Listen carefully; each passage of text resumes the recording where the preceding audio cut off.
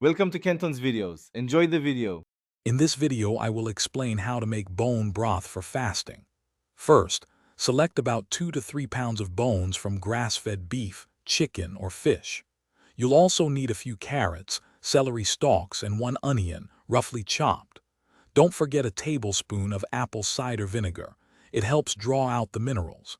This simple preparation ensures a nutrient-dense broth perfect for supporting your fasting journey. To begin, roast your bones at 400 degrees Fahrenheit for about 20 minutes. This step significantly enhances the flavor. Transfer the roasted bones and vegetables to a large stock pot.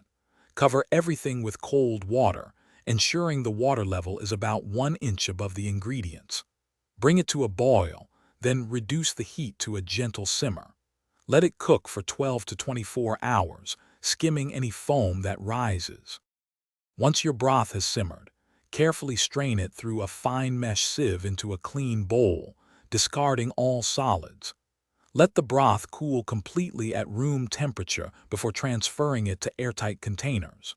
You can store this nourishing broth in the refrigerator for up to 5 days, or freeze it in smaller portions for up to 3 months, making it convenient for your fasting schedule. Incorporating bone broth into your fasting routine offers numerous benefits.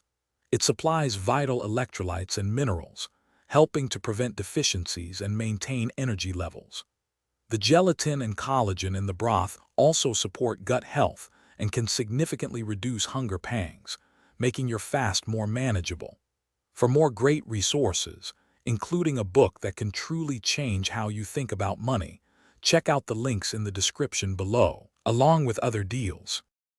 Thanks for watching. Consider subscribing if we helped you.